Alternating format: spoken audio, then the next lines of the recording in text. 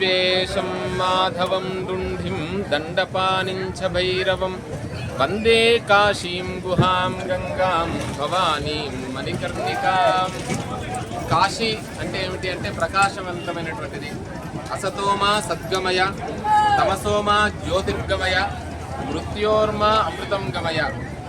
అందరికీ కూడా ఏ భయం ఉన్నా లేకున్నా మృత్యు అనేటువంటి భయం ఉంటుందండి. ఈ కాశీకి వస్తే ఏంటంటే ఆ భయాన్ని తొలగించి అభయాన్ని ఇస్తాడంట పరమేశ్వరుడు. ఎక్కడున్నాడు శివుడు ప్రపంచంలో అంటే కాశీలో ఉన్నాడండి. గంగా అంటే కాశీ గంగనే. గంగా స్నానం మనకు ఋషికేశ్, హరిద్వార్, మనకు హిమాలయాల నుండి మనం చూస్తుంటాం. అయినా కూడా కాశీ మానవ జన్మ ఎత్తిన తర్వాత కాశీ గంగా స్నానం చేయాలి. అందులో ఇప్పుడు ఇంతకుముందు చెప్పిన శ్లోకంలో కాశీకి వస్తే అందరికీ కూడా స్వామి ఏం దర్శనం చేసుకోవాలి, మాకు ఏమిటి అని అంటారు. ప్రధానమైనటువంటి ఏమిటి అంటే విశ్వేశం, విశ్వనాథుని దర్శనం చేసుకోవాలి. దానికంటే ముందుగా కాలభైరవుని, మాధవం, మనకు పంచమాధవులు ఉన్నారు. మనకు పిఠాపురం దగ్గర, తర్వాత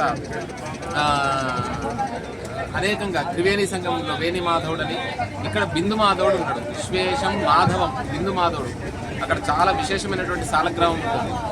డుండిం గేట్ నెంబర్ 1 దగ్గర డుండి గణపతి ఉంటాడు. విశ్వేశం మాధవం డుండిం దండపానించ. ఆ భైరవుడి కాలభైరవుడి వెనకాలనే దండపాని ఉన్నాడు. అంటే యమధర్మరాజు అంటాడు. అక్కడికి వెళ్ళి యముడి బాధలు ఉన్నాయంట.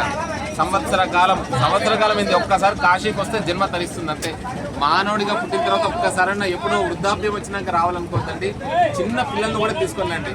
నేను ప్రత్యక్ష సాక్ష్యం. 9 నెలల పిల్లవాడిని నేను తీసుకుని వచ్చి 10 రోజులు గంగలో స్నానం చేసుకుంటాను. మా పిల్లవాడిని జలుబు వస్తే మరలా మందు వేద్దామనేటువంటి ఆలోచన. అంత గొప్పనేటువంటిది. విశేషం మాధవం దుండిం దండపానించ భైరవం వందే కాశీం గుహాం గంగాం భవానీ మణికర్ణికాం.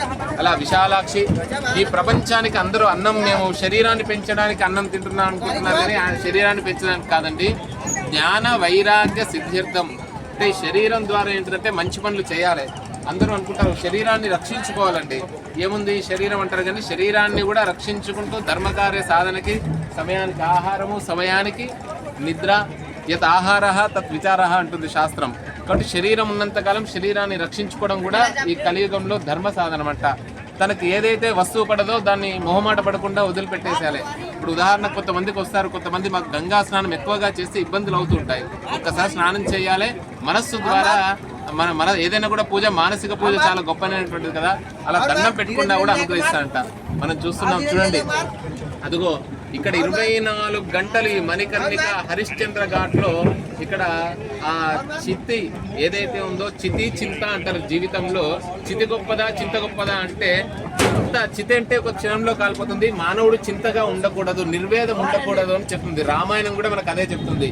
ఇక్కడ విశేషం ఏమిటిదంటే పరమేశ్వరుడు ఆ చెవిలో ఏది అంత్యకాలంలో రామ రామ రామ అనేటువంటి శబ్దాన్ని అనుగ్రహిస్తాడంట. యథాకర్ణ మూలేంతకాలే అని చెప్పారన్నట్టు. అందుకనే ఇక్కడ మోక్షం అన్నారు. అంటే ఇక్కడేనే కాదు, ఎవరైతే నిరంతరం నామస్మరణ చేస్తారో వారు భారతదేశమే కాశీ. భా అంటే ప్రకాశం. అలాంటి ప్రకాశవంతమైనటువంటి కర్మభూమి, పుణ్యభూమి, ధన్యభూమి కాశీ. అలాంటి కాశీ నగరం యుగ యుగాల నుండి ఉన్నదండి. ఇది ఏదో కలియుగంలో ఉన్నటువంటిది కాదు, యుగ యుగాల నుండి. అలానే ఏ స్ట్రక్చర్ ఖరాబ్ కాకుండా యథాతథంగా ఒకటి వంగి ఉంటుంది దేవాలయం. అలాంటి అద్భుతమైనటువంటి కట్టడాలు చూస్తున్నాం. 84 ఘాట్లు ఉంటాయండి. 84 లక్షల జీవరాశుల తర్వాత పిపీలకాది బ్రహ్మ పర్యంతం, అంటే చీమ నుండి బ్రహ్మ వరకు ఉండేటువంటిది ఒకటే ఆ ప్రకాశవంతమైనటువంటి. దాన్ని విదేశాల్లో పుట్టి కూడా చాలా మంది ఇక్కడికి వచ్చి ఉండిపోయారండి. కొన్ని వేల కోట్లు, వందల కోట్లు వదులుకొని కాశీ నివాసం చేస్తున్నారు. అలా హరిశ్చంద్ర ఘాట్ చూస్తున్నాము, మణికర్ణిక ఘాట్ చూస్తున్నాము. ఇక్కడ ఉన్నటువంటి విప్లవోత్తములు కానివ్వండి, మా నవీన్ గారి ద్వారా వచ్చినటువంటి మిత్రులు కానివ్వండి, ఇక్కడ మా రవితేజ శర్మ కానివ్వండి, మేమంతా కూడా నిజంగా కాలభైరవుడి, విశ్వనాథుడి, అన్నపూర్ణమాత, సకల దేవత పార్వతీ